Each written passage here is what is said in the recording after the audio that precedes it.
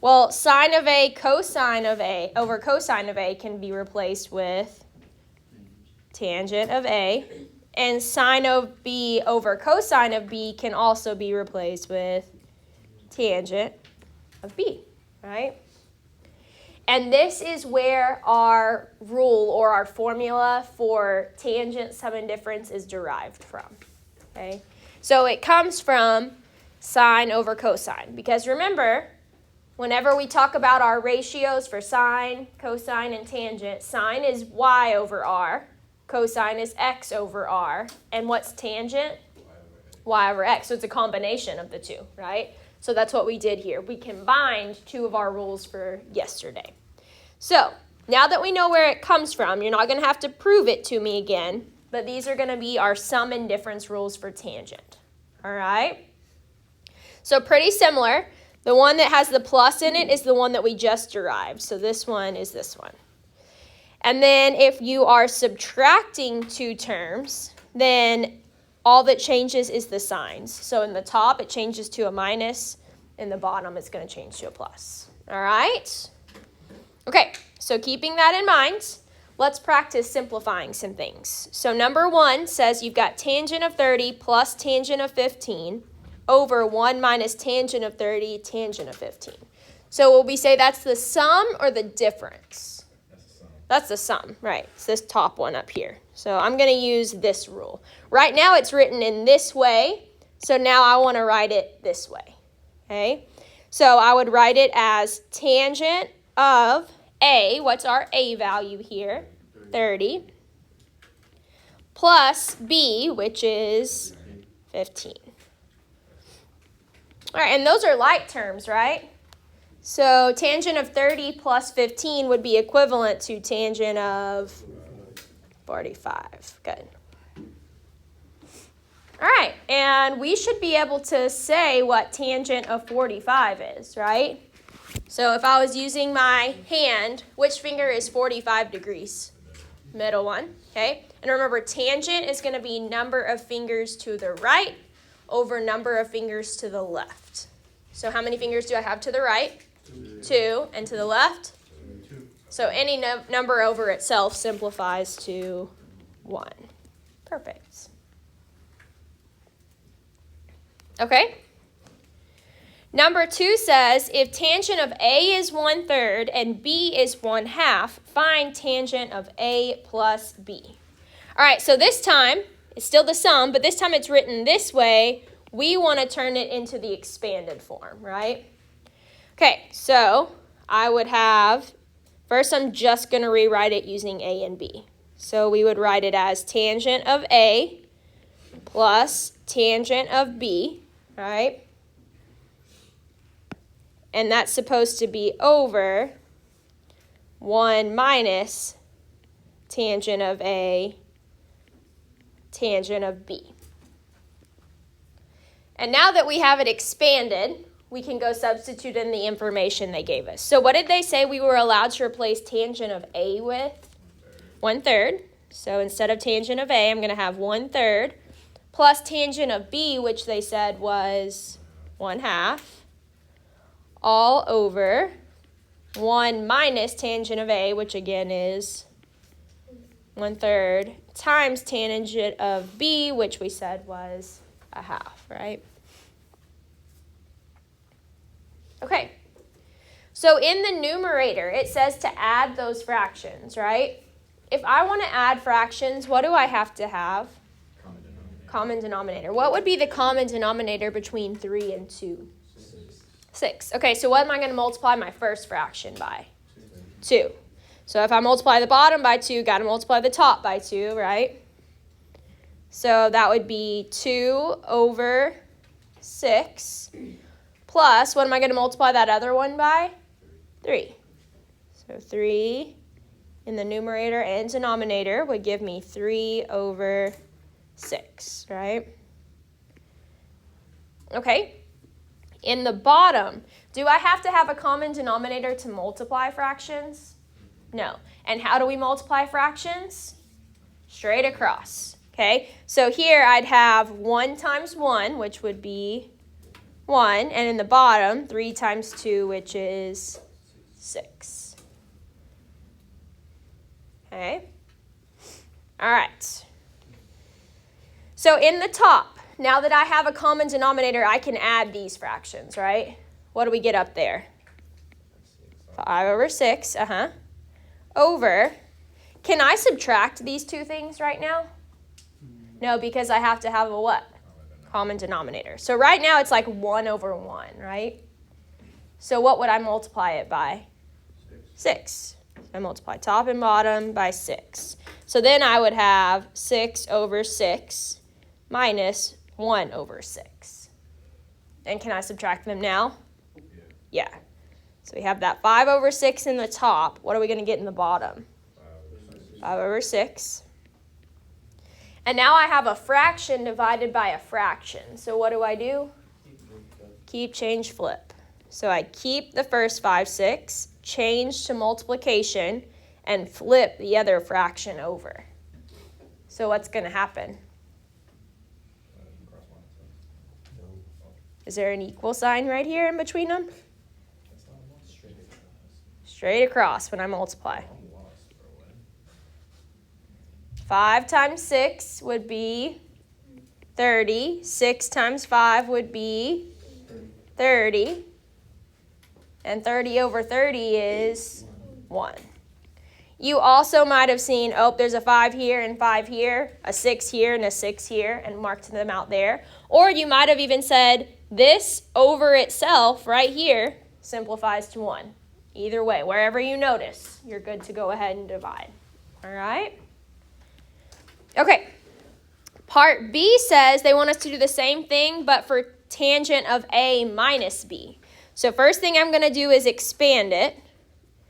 So remember, we're allowed to write this one, same as the first one, just changing signs, right? So tangent of A minus tangent of B over 1 plus tangent of A, tangent of B. All right, and I can replace it with the same stuff, right? So I replace tangent of A with a third, and I replace tangent of B with a half. So we've got 1/3 minus 1/2 over 1 plus 1/3 times 1/2. Okay, well, we should get the same common denominators, right? The numbers are still the same, we just have changed the operations here. So what's the common denominator for us in the top? 6. So this is going to end up being 2 over 6 minus 3 over 6, right? And in the denominator, when I multiply here and here, we still get 1/6, right? And how do we fix the 1? What is it going to become? 6 over 6. Just with a plus sign in the middle this time, right? Okay, so in the numerator, when I subtract these two fractions, what do I get? What's 2/6 minus 3/6? Negative 1/6, good. So I have negative 1/6 over, in the denominator, what are we going to get when we add these? 7/6. All right, so this time they're not the same fraction, right? So they're not just going to divide out. So what do we have to do?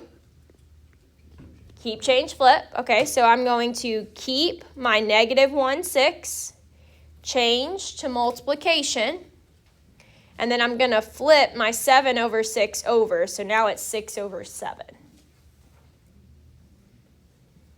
All right. Anything we could maybe simplify right now? The 6's, right? The 6's will divide out, which would give us what in the numerator? Negative 1 over 7. Or if you went ahead and multiplied, you would have just simplified your fraction at the end. All right. Okay, let's flip it over on the back and look at some of those ones that were triangles, kind of like what we did yesterday. All right, this first one says if pi halves is less than alpha is less than pi is less than beta is less than 3 pi halves, cosine of alpha is negative 3/5 and tangent of beta is 12/5. They want us to find all the following pieces. Well, we're going to need some things to plug in for alpha and beta if we're going to simplify, right? Okay, so let's start with cosine of alpha. That's this piece here. Alpha, it says, falls in between pi halves and pi, right? So what quadrant is between pi halves and pi? 2. Okay, so I'm going to draw a little coordinate plane and put me a triangle in quadrant 2.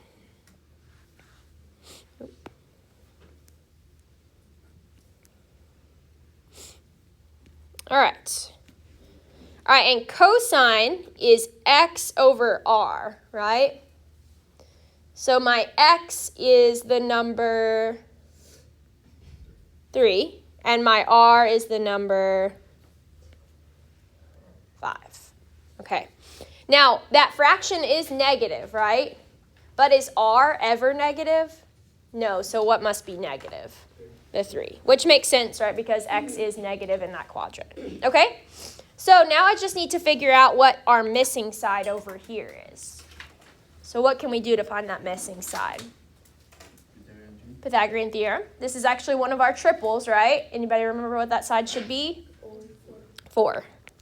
All right, and now that I know that piece, not only do we know cosine of alpha is negative 3/5 because they told us, you could also now tell me what sine of alpha is, right? Because we know y. Sine's y over r. So what would y over r be? 4 over 5. Good. And you also could tell me what tangent of alpha is, right? Okay, what would tangent of alpha be? And then don't forget that 3 is negative, so put a negative in front. Okay, perfect. All right.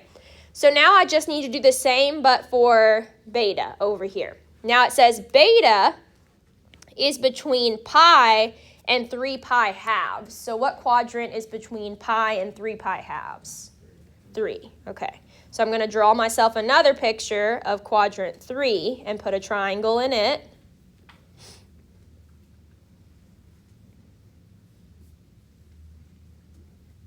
Okay. And tangent is y over x, right? So what's our y value? 12. And what's our x value? 5. In quadrant 3, are either of those negative? Which ones? Both. Okay. And then we just need our missing side, our hypotenuse. Can somebody tell me what that one would be? What's r?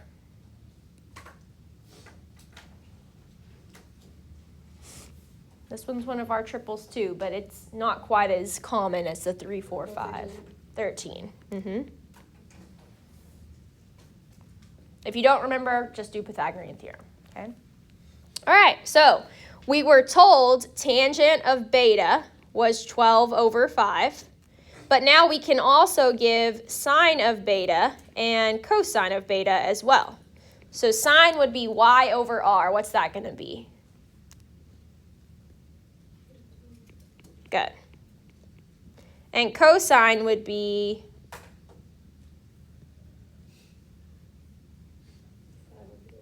negative 5 over 13. Good. Okay. And now I've got all the pieces. I can go substitute in all of our information. All right. So for part A, they said find sine of alpha plus beta. So that's one of our rules from yesterday. So how do I expand that rule? What's it look like?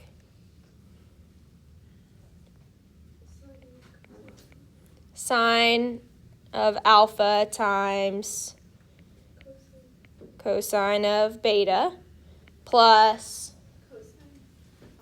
good, nice. All right, and now I'm just going to go replace those pieces with what we know they are. So what did we say sine of alpha was? 4 over 5. times, what did we say cosine of beta was? Good. Plus cosine of alpha, we said was, very good, times sine of beta, which we said was, nice. All right, so order of operations says multiply before you add. So I would multiply these two together. What's 4/5 times negative 5/13? Well, what's 4 times negative 5? Negative 20. And what's 5 times 13?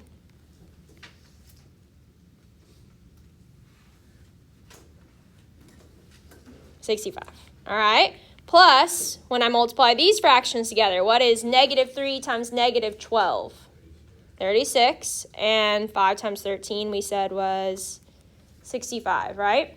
So I add them together. What's negative 20 plus 36?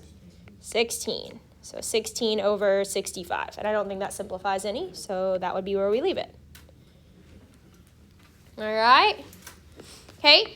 Part B, same thing, but this time it's the difference rule for sine, right? So same rule, just change that plus to a minus. So sine of alpha cosine of beta minus cosine of alpha sine of beta. Well, we already said sine of alpha was 4/5 and cosine of beta was negative 5/13 minus that cosine of alpha, which you guys told me was negative 3 over 5, times sine of beta, which you guys said was negative 12 over 13. And we already multiplied these. You guys said this one was negative 20 over 65. Then when we multiplied these, you guys said it was 36 over 65. But the only difference is this time we're going to subtract. So what's negative 20 minus 36? Negative 56. So I have negative 56 over 65. All right. Then we have cosine of alpha plus beta. Anybody remember what we can expand cosine of alpha plus beta into? Good.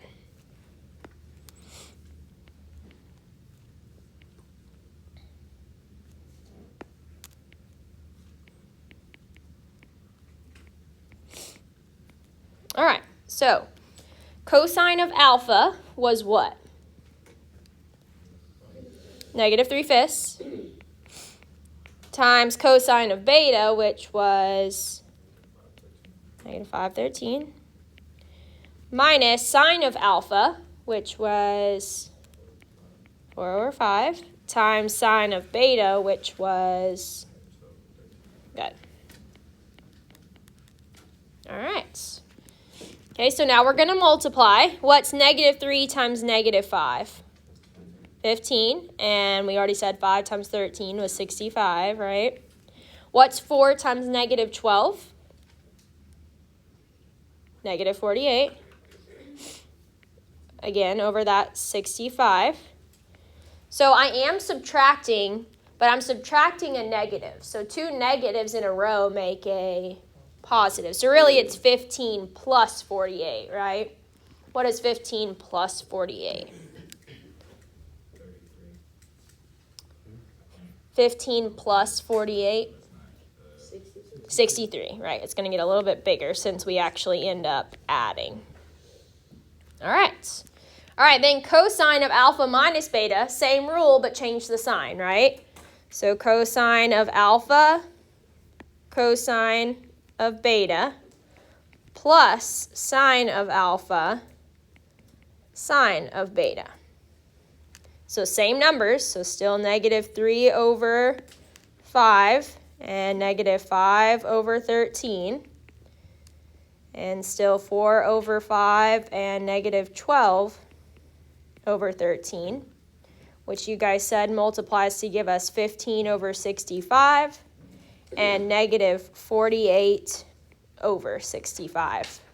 But this time I'm adding them, so I'll have 15 plus negative 48, and that one would give us,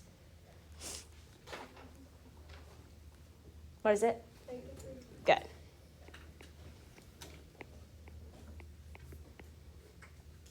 All right. Okay, then the last two are for tangent. Okay, so tangent of alpha plus beta. Tangent of alpha plus beta would be tangent of alpha plus tangent of beta over 1 minus tangent of alpha tangent of beta. And this one would be the same rule but change the signs, right? So this one would be tangent of alpha minus tangent of beta over 1 plus tangent of alpha tangent of beta, all right? Okay, so what is our tangent of alpha? Negative 4 over 3. Plus, what's our tangent of beta? 12 over 5, good. Over 1 minus those same values. So minus negative 4/3 times 12 over 5. Okay, so in the numerator, the first thing we need to do is get a common denominator. So what's going to be the common denominator between 3 and 5? 15. Okay, so we're going to multiply our first fraction by 5, right? Okay, so in the numerator, I'm going to have negative 20 over 15 plus this other fraction, we're going to want to multiply by 3, right? So what's 12 times 3?